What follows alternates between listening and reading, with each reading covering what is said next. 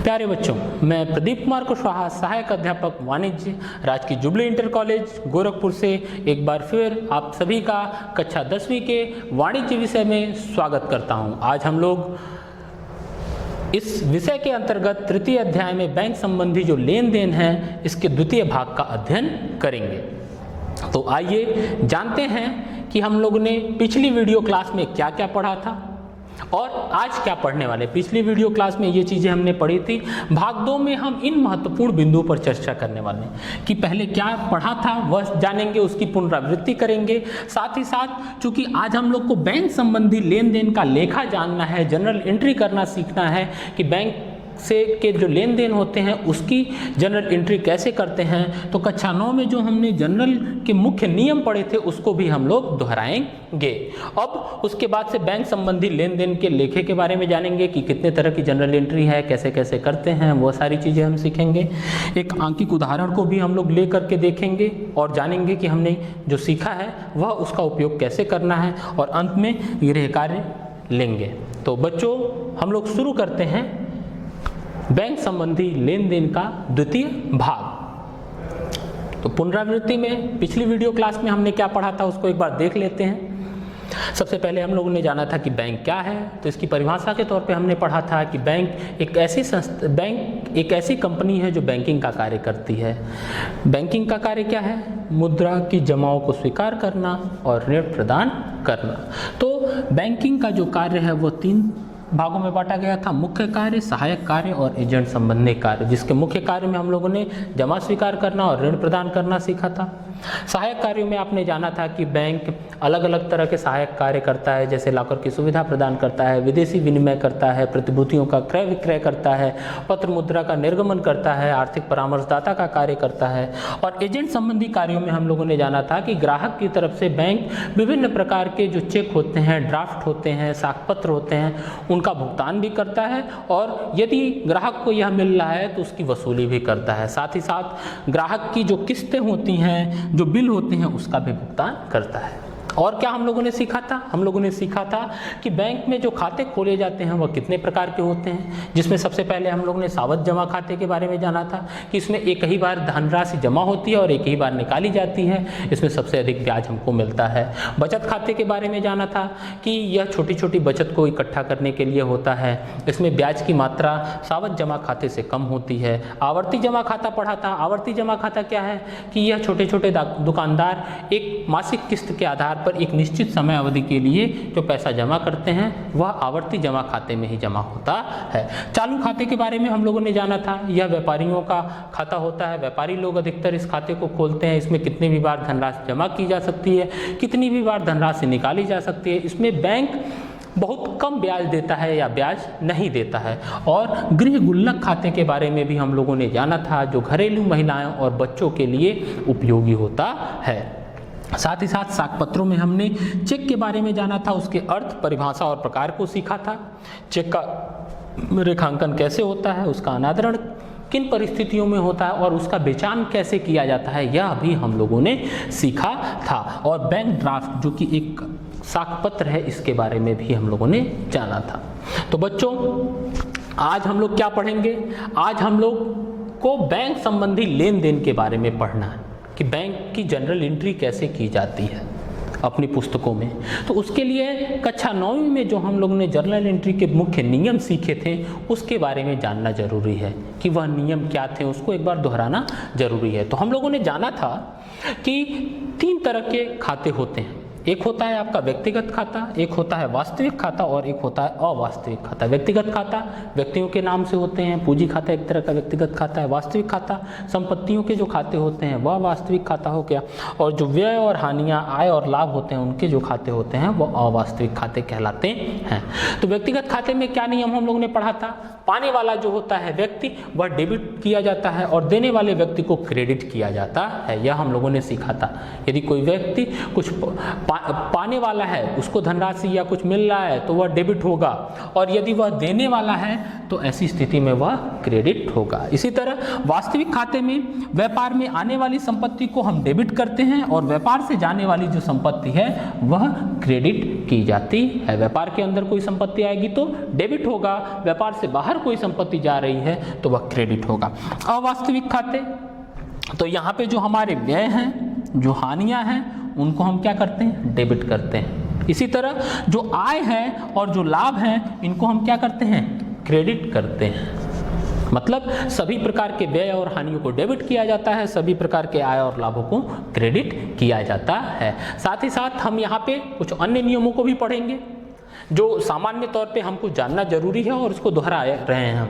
यह कि जितनी भी संपत्तियां होती हैं उनके जो शेष होते हैं वह डेबिट शेष होते हैं, उनका जो बैलेंस होता है वह डेबिट होता है, और जितने भी दायित्व होते हैं उनका जो बैलेंस होता है वह क्रेडिट होता है। संपत्तियों का शेष, जैसे संपत्तियां मतलब आपकी मशीनरी हो गई, मशीन है, प्लांट है, भूमि है, इनका जो शेष होगा वह डेबिट शेष होगा। आपका जो कैश है, नगद है, वह भी आपकी संपत्ति है, उसका जो शेष होगा वह भी डेबिट होगा। बैंक में यदि कोई धनराशि आपकी जमा है तो वह भी एक तरह की संपत्ति है, उसका भी जो शेष होता है वह डेबिट होता है। इसके अलावा आपका अंतिम रहतिया है वह भी आपका संपत्ति है, उसका डेबिट शेष होता है। दायित्वों में क्या क्या आता है, आपकी पूंजी हो गया, देय विपत्र हो गए, बैंक लोन हो गया, यह सब आपके दायित्व हैं और इनका जो शेष होता है वह क्रेडिट होता है। इस बात का हमको ध्यान रखना है। अब डेबिट शेष को यदि डेबिट किया जाए तो वो बढ़ता है, डेबिट शेष को डेबिट करने से बढ़ता है। मतलब यदि कैश है, कैश एक संपत्ति है, उसका शेष डेबिट है, कैश को यदि हम डेबिट कर रहे हैं तो वह क्या होगा, बढ़ेगा। यदि हमारा कैश बढ़ रहा है तो हमको कैश को डेबिट करना पड़ेगा, यदि हमारा कैश घट रहा है तो डेबिट शेष को क्रेडिट करने पर वह घट जाता है। इस चीज़ का मतलब डेबिट को डेबिट करेंगे तो वो बढ़ेगा, डेबिट को क्रेडिट करेंगे तो वह घट जाएगा। ठीक इसी तरह क्रेडिट में भी क्रेडिट शेष को क्रेडिट करने पर बढ़ता है और क्रेडिट शेष को डेबिट करने पर घटता है। तो ये चीज़ें हम डेबिट होगा तो बढ़ जाएगा, डेबिट क्रेडिट होगा तो घट जाएगा, क्रेडिट क्रेडिट होगा तो बढ़ जाएगा और क्रेडिट डेबिट होगा तो घट जाएगा। ये चीज़ें और स्पष्ट हो जाएंगे जब हम जनरल एंट्रियाँ देखेंगे। तो ये एक सामान्य जो नियम है जिनके बारे में हम लोगों ने कक्षा 9वीं में सीखा था उसको हम लोगों ने यहाँ पे देख लिया, जिसकी हमें अब ज़रूरत पड़ने वाली है। तो आइए बैंक संबंधी लेन देनों को देखते हैं, समझते हैं और इन जनरल एंट्रियों को सीखते हैं। सबसे पहला है आपका बैंक में रुपया जमा करने पर। बैंक में जब हम रुपया जमा करते हैं तो हमारा जो नगद है वह क्या हो गया, कम हो गया, और बैंक का जो बैलेंस है वो क्या हो गया, बढ़ गया। तो बैंक बैलेंस, बैंक का अकाउंट जो होता है वो भी डेबिट होता है, कैश अकाउंट जो होता है वो भी डेबिट बैलेंस का होता है। तो बैंक अकाउंट को यदि डेबिट बैलेंस है फिर से डेबिट कर दिए तो बैंक हमारी धनराशि क्या हो गई, बढ़ेगी कि नहीं बढ़ेगी। और कैश चूंकि हमारा कम हो रहा है तो उसको क्रेडिट करना पड़ेगा।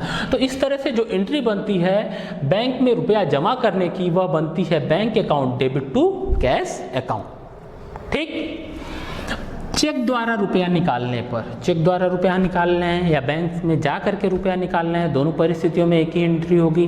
जब रुपया निकाल रहे हैं तो हमारा नगद क्या हो जाएगा, बढ़ जाएगा, कैश बढ़ जाएगा, कैश बढ़ेगा उसको डेबिट कर देंगे। बैंक बैलेंस हमारा क्या हो जाएगा, कम हो जाएगा, वह क्रेडिट हो गया। तो एंट्री क्या बनती है, cash account debit to bank account. बात समझ में, कैश हमारा बढ़ रहा है तो उसको डेबिट कर दिया, बैंक हमारा कम हो रहा है, ठीक, तो डेबिट से इसको यदि क्रेडिट करते हैं तो वो कम हो जाता है, तो इसलिए टू बैंक अकाउंट हो गया। चेक द्वारा लेनदार को भुगतान करने पे, लेनदार मतलब जिनसे हमने उधार माल खरीदा था, जो हमसे पैसा लेगा वह हमारा लेनदार है, तो हमको उसको भुगतान करना है ना।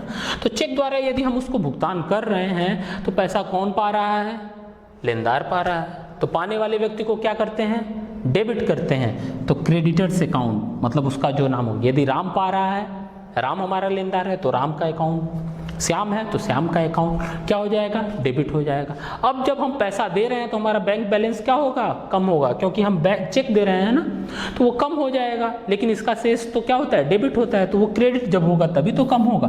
तो creditors account debit to bank account, किस परिस्थिति में, चेक द्वारा जब हम लेनदार को भुगतान करते हैं। अगला है, ग्राहक से चेक प्राप्त हुआ और उसी दिन हम उसको बैंक में जमा कर दे रहे हैं। मतलब ग्राहक कौन है, जिसको हमने उधार माल बेचा था, उसने क्या किया कि हमको एक चेक दे दिया नगद की जगह, और हम उसको उसी दिन क्या कर दिए, बैंक में जमा कर दिए, तो हमारा बैंक बैलेंस बढ़ गया, तो बैंक अकाउंट डेबिट हो जाएगा। और देने वाला कौन है, हमारा ग्राहक है ना, कस्टमर, तो कस्टमर अकाउंट क्या हो जाएगा, आपका क्रेडिट हो जाएगा। पाने वाले को डेबिट, देने वाले को क्रेडिट, देने वाला कौन है, कस्टमर है, तो वह क्रेडिट हो गया। ठीक है, तो इस तरह से हम लोगों ने सीखा, बैंक में रुपया जमा करने पे bank account debit to cash, cheque द्वारा रुपया निकालने पर cash account debit to bank, cheque द्वारा लेनदार को भुगतान करने पर पाने वाला debit, creditors account debit to bank, और ग्राहक से चेक प्राप्त हुआ और उसी दिन बैंक में हमने जमा कर दिया, तो bank account debit to customer account. आइए आगे हम लोग देखते हैं, व्यापारी से चेक प्राप्त किया, हमको चेक मिल गया, लेकिन हम उसी दिन उसको बैंक में जमा नहीं कर रहे हैं, क्योंकि अगली एंट्री क्या रही है, कुछ दिन बाद उसे बैंक में जमा करने पे। अभी जब हमको चेक मिला तो हम उसको जमा भी नहीं कर रहे हैं, तो बैंक दिखा नहीं सकते, दिखाएंगे क्या, वह एक धन ही है हमारा, तो इसलिए उसको कैश अकाउंट के तौर पे दिखा सकते हैं। तो हमारा कैश तब तक के लिए बढ़ा हुआ है, तो कैश अकाउंट डेबिट, और देने वाला कौन है, कस्टमर है, तो कस्टमर अकाउंट क्रेडिट हो जाएगा। तो एंट्री क्या बनेगी, cash account debit to customer account entry हो जाएगी। कुछ दिन बाद जब उसको हम बैंक में जमा करेंगे, तो जैसे बैंक में जमा करने की जो एंट्री करते थे, कैश हमारा कम हो रहा है, बैंक हमारा बढ़ रहा है, तो बैंक बढ़ रहा है तो बैंक अकाउंट डेबिट, और कैश कम हो रहा है तो टू कैश अकाउंट, तो एंट्री क्या होगी, bank account debit to cash account. और जब हम इन दोनों एंट्रियों को देखेंगे तो कैश अकाउंट डेबिट हो रहा है, कैश अकाउंट यहाँ पे क्रेडिट हो गया है, उसका प्रभाव खत्म होगा, तो एंट्री वही वाली हो जाएगी, bank account debit to customer account, जो हमने पहले की थी। ठीक, तो यह केवल दो एंट्री इस वजह से हो रही है कि हम चेक को प्राप्त करके रख ले रहे हैं और किसी और दिन बैंक में जमा कर रहे हैं। ग्राहक द्वारा बैंक में सीधे रुपया या चेक जमा करने पे, ग्राहक ने सीधे बैंक में मेरे खाते में पैसा डाल दिया या मेरे खाते में ले जाकर के चेक जमा कर दिया, ऐसी स्थिति में क्या होगा, हमारा बैंक बैलेंस बढ़ गया, बैंक अकाउंट डेबिट हो जाएगा। दिया किसने, कस्टमर ने दिया, तो उसका अकाउंट क्रेडिट हो जाएगा। एंट्री क्या होगी, bank account debit to customer account, सीधी सी बात है। अगली एंट्री है, बैंक द्वारा बैंक व्यय लेने पे, बैंक व्यय क्या है, हमारे व्यापार के लिए खर्चा है ना, हाँ, तो सभी व्ययों और हानियों को क्या करते हैं, डेबिट करते हैं, तो bank charges account debit. Bank balance हमारा कम हो गया तो उसको हम क्रेडिट कर देंगे, क्योंकि बैंक का जो शेष होता है वो डेबिट होता है, डेबिट शेष को क्रेडिट करने पे घटता है। हो गया। बैंक से ब्याज मिला, ब्याज हमारी एक तरह की आय है, हमारे लिए लाभ है, ठीक, तो वह लाभ है, तो सभी प्रकार की जो आय है या लाभ हैं उनको क्या किया जाता है, क्रेडिट किया जाता है, तो टू बैंक इंटरेस्ट या इंटरेस्ट अकाउंट क्रेडिट हो जाएगा। और बैंक, चूंकि बैंक बैलेंस बढ़ रहा है तो डेबिट को डेबिट करने पे बढ़ जाता है, तो बैंक अकाउंट डेबिट हो जाएगा। एंट्री क्या होगी, बैंक से ब्याज मिलने पे bank account debit to interest account होगी। आइए अगली एंट्री हम लोग देखते हैं, सीखते हैं कि क्या है इसमें।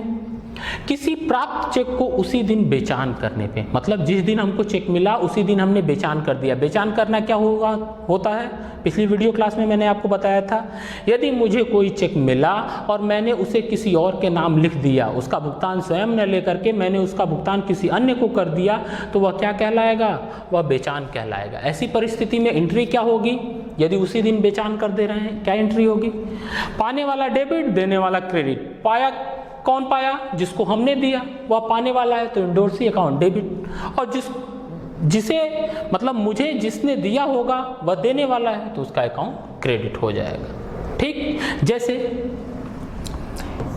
ए से मुझे चेक मिला और मैंने उसे किसे दे दिया, बी को दे दिया, मतलब ए ने मुझे दिया और मैंने उसे किसे दे दिया, बी को दे दिया, तो पाने वाला कौन है,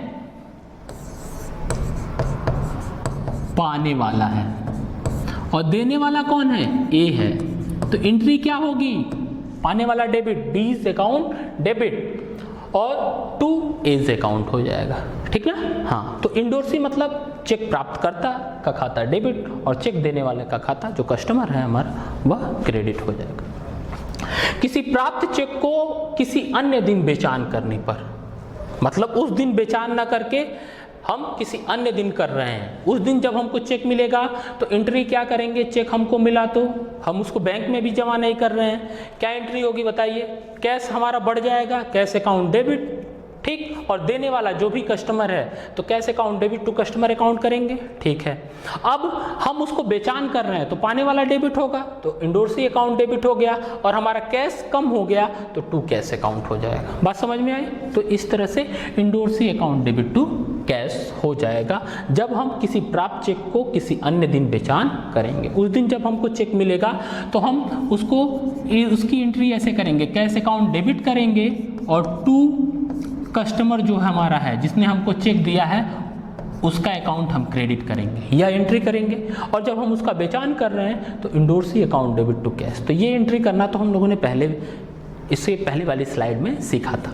चेक के अनादरित होने पे, यदि चेक अनादरित हो गया, चेक का अनादरण मतलब बैंक ने उस चेक का भुगतान करने से मना कर दिया तो वह चेक का अनादरण कहलाता है। और ऐसी परिस्थिति में यदि चेक बैंक के पास जमा हो तो जिस व्यक्ति ने भी वह चेक दिया था उसका खाता डेबिट होगा और टू बैंक अकाउंट हो जाएगा, ठीक। यदि वह चेक अनादरित हुआ और वह मेरे ही पास है तो बैंक मतलब जिसने दिया था उसका अकाउंट डेबिट और कैश अकाउंट हो जाएगा, ठीक। और यदि हमने उस चेक का बेचान कर दिया है तो देने वाले जो व्यक्ति था जिसने हमको दिया हुआ था चेक वह क्या हो गया, डेबिट हो जाएगा, और जो पाया था वह क्रेडिट हो जाएगा। मतलब ये जो एंट्री हुई थी ठीक इसकी उल्टी एंट्री होगी। जब हमने बेचान किया था तो जो पाने वाला था वो डेबिट किया था और देने वाले को क्रेडिट किया था, अब तो उसका भुगतान हो ही नहीं रहा है क्योंकि वह अनादरित हो गया, तो इसी एंट्री को उल्टा कर देंगे तो इसका प्रभाव खत्म हो जाएगा। तो यहाँ पे गिवर्स कहिए या कस्टमर अकाउंट जो जिसने भी हमको चेक दिया था वह डेबिट हो जाएगा और जो प्राप्त किया था वह क्रेडिट हो जाएगा। कुछ अन्य एंट्रियां हैं उसको भी देख लेते हैं। जैसे बैंक से ऋण प्राप्त होने पे, बैंक से हमको ऋण मिला वह भी नगद रूप से मिल रहा है तो हमारा कैश तो बढ़ गया है ना, कैश बढ़ रहा है, कैश अकाउंट डेबिट हो जाएगा। और बैंक लोन जो है वो हमारा दायित्व है, लायबिलिटी है, लायबिलिटी का शेष क्या होता है, क्रेडिट होता है, तो इसलिए उसको क्रेडिट कर दें। बात समझ में आए। ऋण की रकम सीधे चालू खाते में यदि जमा हो रही है तो हमारा कैश तो नहीं बढ़ेगा, क्या बढ़ेगा, बैंक बढ़ेगा, तो bank account debit to bank loan हो जाएगा। नगद मिलेगा तो cash account debit to bank loan, bank में जमा हो जाएगा पैसा, बैंक खाते में आएगा तो bank account debit to bank loan हो जाएगा। और ऋण का जब हम भुगतान यदि नगद कर रहे हैं तो क्या इसी की ठीक उल्टी एंट्री हो जाएगी, बैंक लोन का जो अकाउंट है वो डेबिट हो जाएगा क्योंकि क्रेडिट को डेबिट करने से घटता है, और जब हम भुगतान करेंगे तो हमारा बैंक लोन कम होगा। और टू कैश अकाउंट, हमारा कैश भी तो कम होगा तो कैश अकाउंट कर देंगे। बात समझ में आई। अब इसको और अच्छे से समझ में आएगा कब, जब हम एक उदाहरण देखेंगे।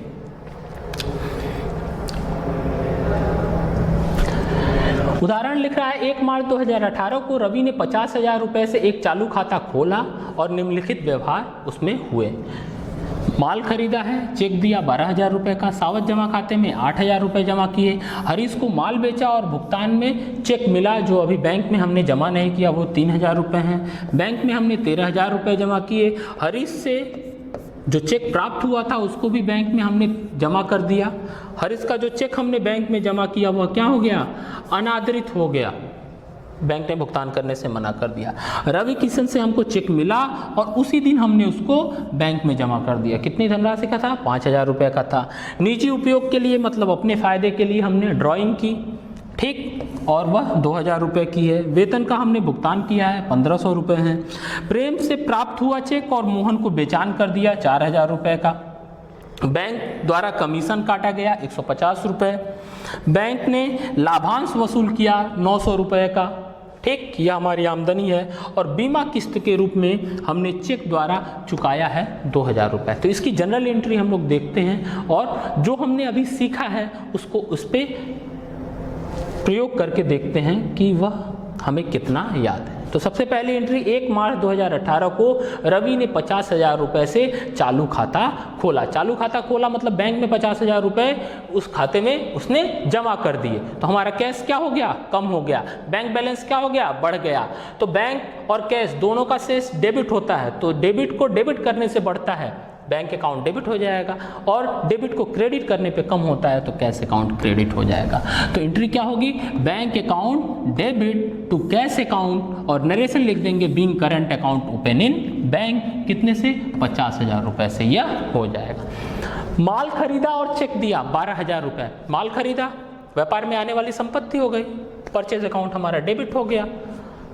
चेक दिया है अर्थात वह उसका पेमेंट बैंक से होगा तो बैंक रिड्यूस होगा, तो परचेज अकाउंट डेबिट और टू बैंक अकाउंट हो जाएगा। एंट्री नरेशन में क्या लिखेंगे? Being goods purchased by cheque, और कितनी धनराशि थे? 12,000 रुपये की ये जो धनराशि है वही यहाँ पर दिखा दी जाएगी। सावधि जमा खाते में जमा किया। अभी हमने चालू खाता किया था, अब सावधि जमा खाता है। सावधि जमा खाता कभी कभी खोला जाता है, इसलिए हम उसके लिए एक अलग अकाउंट बना लेंगे, fixed deposit account.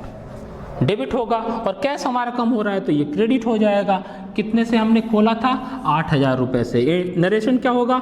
Being cash deposited in fixed account. Harish को माल बेचा और भुगतान में चेक मिला जो अभी बैंक में जमा नहीं किया। हरीश को हमने माल बेचा है, उसने चेक दे दिया, अर्थात हमने नगद माल बेचा ना, क्योंकि हम चेक को बैंक में जमा नहीं कर रहे हैं। तो हम एंट्री क्या होगी? कैश हमारा बढ़ गया और sales, cash account debit to sales होगा, being good sold and cheque received. कितने से? 3,000 रुपये का हमने हरीश को माल बेचा है और उसने 3,000 का हमको चेक दे दिया है और उसको हम बैंक में अभी जमा नहीं कर रहे हैं, तो वो हमारी तिजोरी में है, कैश में है, गल्ले में है, तो कैश अकाउंट डेबिट हो गया। अगला है बैंक में जमा कराया 13,000 रुपये। कैश हमारा कम होगा, बैंक हमारा बढ़ जाएगा, तो वही एंट्री जो यहाँ पे कर रहे थे वही एंट्री यहाँ पे भी होगी। Bank account debit to cash account being cash deposited in bank, 13,000 रुपये से यह हो जाएगा। ठीक, आगे देखते हैं।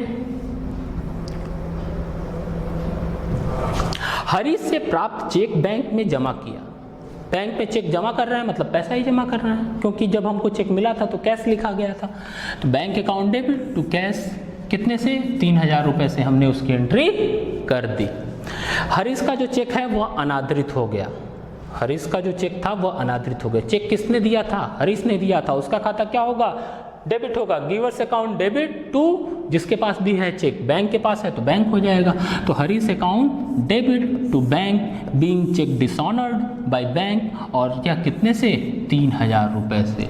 अर्थात जो बैंक से हमारा कैश डेबिट हो रहा था, बैंक बैलेंस जो बढ़ रहा था वह उतने से फिर से क्या हो गया? चूँकि बैंक ने भुगतान करने से मना कर दिया तो वह 3,000 रुपये मेरे फिर से कम हो गए। रवि किशन से चेक मिला और उसे उसी दिन बैंक में हमने भेज दिया है, तो बैंक बैलेंस हमारा बढ़ गया। बैंक अकाउंट डेबिट, देने वाला कौन है? रवि किशन, तो bank account debit to Ravi Kishan account 5,000 से। नरेशन लिखेंगे being cheque received and deposited in bank. आया समझ में?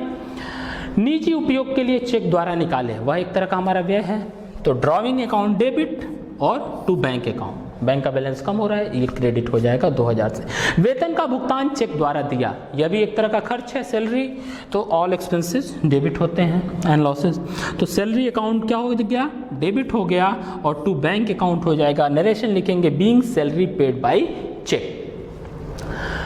प्रेम से प्राप्त चेक मोहन को बेचान किया। प्रेम से हमको चेक मिला, अर्थात देने वाला कौन है? प्रेम, ठीक, और हमने उसको किसको दे दिया? मोहन को दे दिया। पाने वाला कौन है? मोहन, तो पाने वाला डेबिट, मोहन अकाउंट डेबिट, ठीक, मोहन से अकाउंट डेबिट, देने वाला क्रेडिट, प्रेम से अकाउंट हो गया। तो मोहन से अकाउंट डेबिट टू प्रेम से account being cheque endorse to Mohan, कितने से? 4,000 रुपये से। देखिए यहाँ पे वही चीज मोहन से अकाउंट फिर से लिख दी गई है।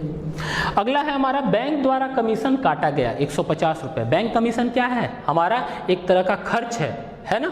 हाँ, तो बैंक कमीशन हमारा खर्च है, वो कितने से है? 150 रुपये से। तो बैंक चार्जेस या बैंक कमीशन डेबिट हो जाएगा, क्योंकि सभी प्रकार के जो व्यय होते हैं, सभी प्रकार के जो हानियाँ होती हैं उनको डेबिट किया जाता है, तो बैंक कमीशन अकाउंट डेबिट हो जाएगा और बैंक चूंकि रिड्यूस हो रहा है तो टू बैंक हो जाएगा 150 रुपये से। बैंक ने लाभांश वसूल किया कितना, 900, तो ये जो लाभांश है हमारे लिए आय है, सभी प्रकार की आय और लाभों को क्रेडिट करते हैं, टू डिविडेंड क्रेडिट हो गया। और बैंक बैलेंस हमारा क्या हो गया, बढ़ गया, तो बैंक का जो शेष है डेबिट है, डेबिट को डेबिट करने से बढ़ता है, तो bank account debit to dividend account being dividend collected by bank कितने से, 900 रुपये से हो गया। आया समझ में। बीमा किस्त चेक द्वारा चुकाई और वो कितना है, 2000। बीमा किस्त हमारा एक तरह का खर्च है, ठीक, तो इस खर्च को जब हम चुकाएंगे तो इंश्योरेंस प्रीमियम अकाउंट हमारा डेबिट हो जाएगा और बैंक बैलेंस रिड्यूस होगा तो टू बैंक अकाउंट हो गया। नरेशन लिखेंगे being insurance premium paid by cheque, तो हमने बीमा किस्त का भुगतान चेक से किया, कितने से, 2000 रुपये से किया। तो बच्चों यह सवाल हम लोगों ने देखा, आप अपनी पुस्तकों को में जा कर के कुछ अन्य उदाहरणों को भी हल करिए और इसको अच्छे से समझने का प्रयास करेंगे। और यहाँ पर आपके लिए एक गृह कार्य भी है जो लिखा हुआ है, इसको भी आप हल करिएगा और इस तरह से आप आपने कितना सीखा इसकी जांच खुद भी कर सकते हैं। आशा करता हूँ कि यह पूरी वीडियो क्लास आपके बहुत अच्छे से समझ में आई होगी। अगली क्लास में हम अगले अध्याय के साथ फिर से प्रस्तुत होंगे। धन्यवाद।